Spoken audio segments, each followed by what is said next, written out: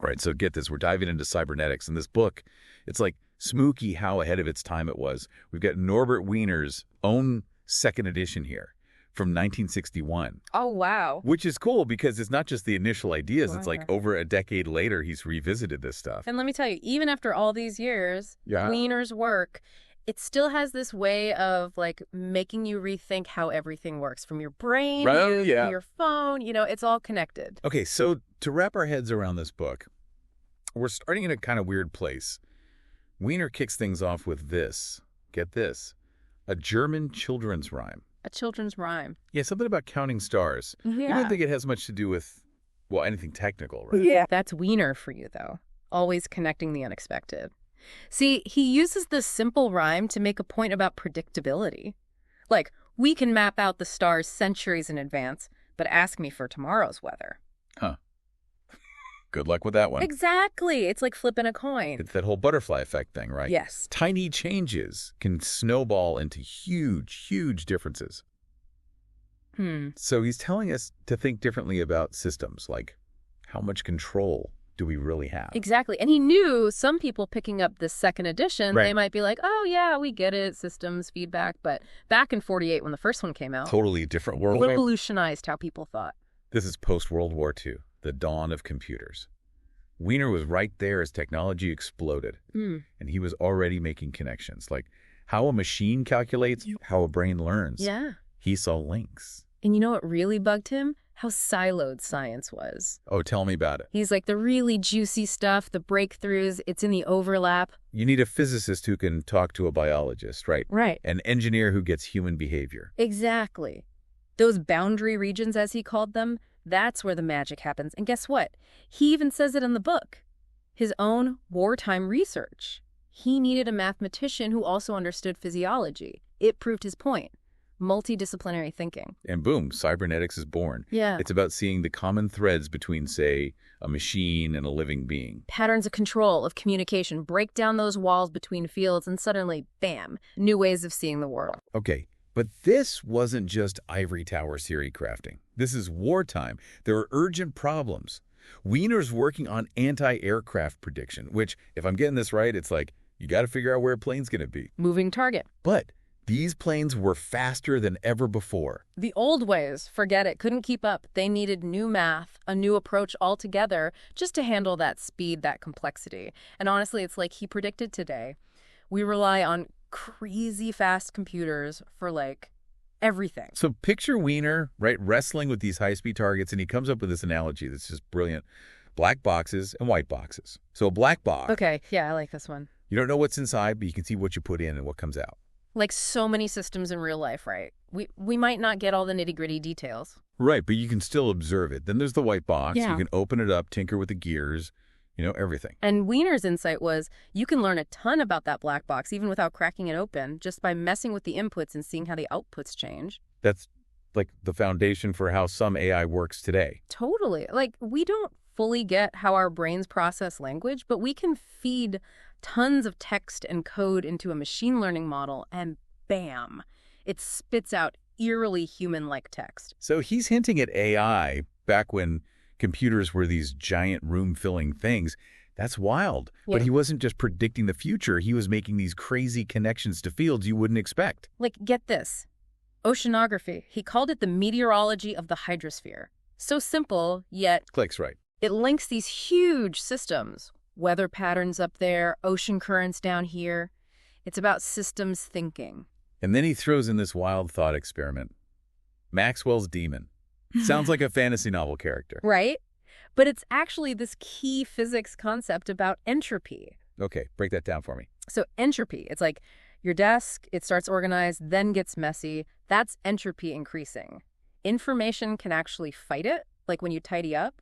Wiener was applying this to machines. So instead of just accepting that things get messier, information like instructions you give a machine can create order, fight chaos, which is relevant to us now, drowning in information. Totally. And get this, back in the 40s, Wiener was already on about prosthetics, but not just like, oh, wooden leg. He was thinking way ahead. What, like bionic limbs and stuff? He was talking about artificial limbs with sensory feedback.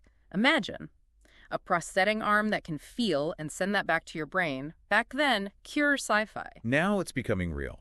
It's incredible how far prosthetics have come. But Wiener wasn't all sunshine and roses about tech. He saw the dangers, too. And not just like, robots will take our jobs kind of stuff. He was worried about power, who controls information. In a world run by machines, whoever's controlling them, controlling the data, that's a ton of power. And that's even more true today, with big data, algorithms shaping everything we see online. It's like super relevant to right now. One thing that grabs me about cybernetics, Wiener takes these complex ideas, but then gives you an example. You're like, oh, right. Like explaining linear versus nonlinear oscillation. He brings up an organ pipe. Which seems random, but it's brilliant. So a linear system, like an organ pipe making one pure tone, it's predictable. But get nonlinear in there, blow too hard. Things get wild. Like plucking a guitar string gently versus going all out. Totally different sound. And that's everywhere. Our brains, social systems, it's not just music, it's how the world works. What Wiener's saying is, to really get these systems, we got to get comfy with nonlinearity. Absolutely. And one of the coolest things is how he connects this stuff back to us, like feedback and homeostasis. Yeah. Sound technical, but... It's your body every single day. Right. Your internal thermostat. You get cold, you shiver to warm up. Get too hot, you sweat to cool down. That's negative feedback, always working to keep you balanced. And that's how machines work, too. My thermostat, my car's cruise control, it's all about staying steady through these feedback loops. But then he takes it further into learning machines. And whoa, boy! Right, this is where it gets really wild. He imagined machines that weren't just told what to do, but could actually learn, change their behavior based on the results they get. So not just playing chess, but getting better at it over time. Exactly. Adapting strategy, learning from mistakes, just like humans do. That's real AI. It's like how Spotify seems to know my music taste better than I do. And he was talking about this back in the 40s. That's mind-blowing. But with all this potential, Wiener was also cautious. He wasn't afraid to talk about the dark side, the potential for things to go wrong. He even mentions the story The Monkey's Paw. Oh, man, that story still creeps me out. For anyone who hasn't read it, it's about this monkey's paw that grants wishes, but with terrible, terrible consequences. Exactly. Be careful what you wish for. And Wiener uses this to show the dark side of unchecked tech. Just because we can build something doesn't mean we should. The ethics, the unintended consequences, it's so important to think about that. And we're still grappling with those questions today, right? Like every day there's some new headline about AI. But even with the warnings, Wiener's hopeful, isn't he? He really believed in this stuff, in the potential for good. Oh, absolutely. He believed that if we understand these principles, control, communication, the links between us and machines, we could actually build a better future. Okay, so we've barely scratched the surface here. Right. This is just the tip of the iceberg. This is just the beginning of the deep dive. We'll be back to unpack even more of Wiener's mind-blowing ideas. Back again. Still with me on this cybernetics journey. Wiener. That guy, he really knew how to bend your brain. Right. Last time, remember, learning machines. He saw AI coming from a mile away. It's wild. Totally. But before we go full-on self-driving cars and algorithms composing symphonies, Wiener wants us to really get this whole feedback thing. Okay, yeah. And it's not some abstract concept either. It's literally the key to how any system, your body, a global network, how they stay stable, how they get anything done. It was like a loop, right? Something happens, the system's like, whoa, reacts. And that affects what happens next. You got it. And he breaks it down even further, talks about different types of feedback, uses a thermostat as an example. Which, I gotta say, when I read that, I was like, huh, that's actually brilliant. Right. Because we all use them. Every day. So your thermostat, it's trying to keep your house at, say, 70 degrees. Yeah. Right. Temperature dips below. Sensors like, hey, too cold, tells the heater to fire up. And as the house warms up, that sensor's blabbing back to the thermostat constantly. Hits 70 degrees, bam, heat shuts off. That's negative feedback. Always adjusting, keeping things steady. Like our bodies do the same thing. Exactly. We get cold, we shiver, hot, we sweat. Our own internal thermostat right there, keeping us in balance, ready to go. And what's wild is that Wiener saw this same principle everywhere. But get this, it gets even cooler. Okay, there's more. He contrasts negative feedback with positive feedback. And positive feedback, that's all about change, amplifying it, like big time. So instead of a cozy 70 degrees, it's like cranking up the heat and throwing the windows open. More like think about a microphone and speaker right up in each other's business. Oh, that awful screeching. That's positive feedback. The speaker sound goes into the mic, gets amplified, blasts back out louder and louder, and... Yeah, I've created that feedback loop a few times. Not fun. Exactly. It can get out of hand, but it can also be crazy powerful, like a snowball effect. Okay, I see where you're going with this. Something trending online, someone shares, others share, boom, it explodes. Both positive and negative feedback, they're how systems work, your body, the internet, everything. Wow, okay, so feedback loops, check. Machines that learn, double check. But Wiener, he wasn't afraid to tackle the really big, weird stuff either, like what's up with our brains. Right. And he's honest, he doesn't have all the answers. Back when he's writing this, we're just starting to figure out how the brain works. We still are, honestly. Totally. But Wiener could already tell that our old way of thinking, that the brain's just a complex machine. Like a clock or something. Exactly. He knew we were missing something big. It's almost like he predicted neuroplasticity, right? The brain rewiring itself based on what we do. Right. He was blown away by how complex the brain is, billions of neurons all talking to each other. And he said, there's just no way we can explain that with basic physics. Like cause and effect isn't enough to explain consciousness, that kind of thing. Exactly. It's like he's hinting at something more, something we're still trying to figure out. Imagine what he'd say about the research being done now on consciousness, quantum physics, all that. It's mind-boggling. But even without all the answers, what Wiener figured out about feedback, about control systems, it's changed how we see the brain, how we build AI, even how we understand the universe. And speaking of the universe, one of the things that really blew my mind in cybernetics is how he connects everything back to information. Yes, he was one of the first to really get how important information is, not just like stuff we learn, but as this fundamental thing like energy. Whoa! Remember that desk we talked about? Mm-hmm. Information is like the opposite of entropy. Your desk is messy, low information, tidy it up, high information. So it's not just in books or computers, it's like shaping reality itself. Exactly. And Wiener understood that way before the internet, before we were all drowning in cat videos and tweets. He saw it coming. Information. It's crucial for control, for communication, for life. Okay, now I'm really starting to see why this book is so important. Wiener was way ahead of his time. For sure. And what he said about information, it's more relevant than ever. Think about it. Everything in the universe, a tiny atom, a giant galaxy, it can all be understood as information. It's like the universe is a computer program and information is the code. Exactly. And Wiener's work, it's like he gave us the decoder ring to start understanding that code. This is blowing my mind. Yeah. Seriously. But okay, let's bring it back down to earth for a minute. Feedback, the brain, information. But Wiener wasn't just some guy theorizing in his office. He was thinking about how to use this stuff, make it real. Totally. And one area where his work has had a huge impact, prosthetics. Oh, right. Yeah. Like we were talking about before, artificial limbs that can actually feel. Yes. And it's happening because of robotics, new materials, and because we're starting to really understand how our nerves work. It's all coming together. I was reading about these new prosthetic hands. They can sense pressure, temperature, and send that back to the user's brain. It's like, whoa. Right. And it's not just hands. We're talking legs, arms, even eyes. Wiener's work, it was like the foundation, showing us it's possible to build machines that can literally connect with our bodies. It's like we're blurring the line between human and machine, which is amazing and also, I don't know, kind of makes you think. For sure. And that idea that we got to rethink the old boundaries between living and artificial, organic and technological, it's all over Wiener's work. And it's impacting so many fields, not just about like cooler robots, but understanding ourselves, understanding the world in a whole new way. Exactly. We're seeing it in medicine, using feedback systems to manage things like insulin levels for people with diabetes. Wow, really? Yeah. In environmental science, using computer models to study things like climate change. Even in economics, using these principles to understand how markets work. So it's not just engineering, it's everywhere.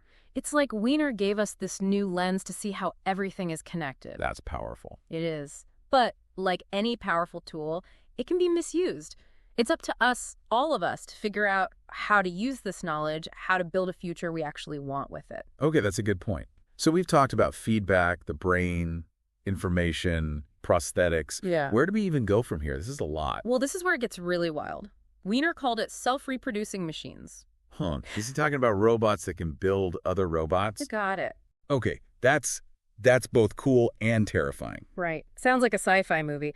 But Wiener was grappling with real questions here. He was fascinated by the idea of machines that could not just do stuff, but actually create copies of themselves, like living things do. Whoa. Okay, so not humans building machines, but machines, building machines. Exactly. Like how cells, the building blocks of life, they replicate. He saw the potential for machines to do that, to self-repair, even self-evolve. Okay, you're right. That is wild. Part of me is like, that's awesome. And the other part is, uh-oh, are we sure about this? I get it. But Wiener, he was careful to say this wasn't about some robot army. He saw the good that could come from this. Like what? Imagine sending self-replicating robots to Mars. Do probably what? Build a colony or something. Exactly. They could use what they find there, make more robots, build structures, a whole self-sustaining human outpost. That's like 3D printing on a massive scale. Exactly. But, of course, there are risks. What if they go haywire? What if we lose control? They start replicating like crazy. Okay, now we're definitely in Terminator territory. Right. But that's what Wiener does to you. He makes you confront these huge questions, these futures that seem both amazing and scary. So he's not just thinking about how to build these self-replicating machines, but like, should we? Exactly. He was very clear. We need to be careful with this. Build in safeguards, make sure they're under our control, used for good. It's a lot to think about. It is. But that's what's great about Wiener's work. He's not giving you answers. He's making you ask the right questions. Well, yeah. About intelligence, about technology, about what we're creating, and what it all means. And those questions, they feel more relevant than ever these days. Totally. That's why cybernetics is still so important. It's not just a history lesson. It's a roadmap for the future. A future we get to help build. Welcome back, deep divers. We're in the home stretch now, wrapping up this wild ride through Norbert Wiener's Cybernetics. The man was thinking decades ahead, that's for sure. Seriously. Self-replicating machines. I'm still processing that one. But let's bring it all home for this last part.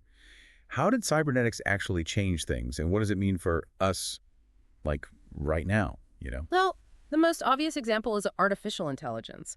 Wiener didn't just name it. He laid out the groundwork, the core ideas that make it all possible. So, like, the blueprint. Exactly. Feedback loops, processing information, learning from experience. He's talking about this stuff in the 40s and 50s when computers were room-sized. And now look at us. AI is everywhere.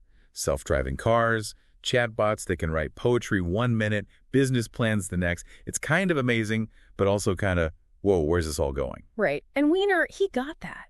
He saw the potential, but the potential dangers too. Remember how he talked about information being power? Well, AI, it's like supercharged information processing on a scale we've never seen before. In the right hands, incredible. But in the wrong hands. Well, let's just say we got to be careful. No kidding. It's like we're living in one of those sci-fi movies, the machine's slowly taking over, but so gradually we barely notice. Exactly. That's why Wiener's focus on ethics is so important. He believed scientists, engineers, they have a responsibility to think about what's possible, yeah, but also how it'll impact society, morally, ethically.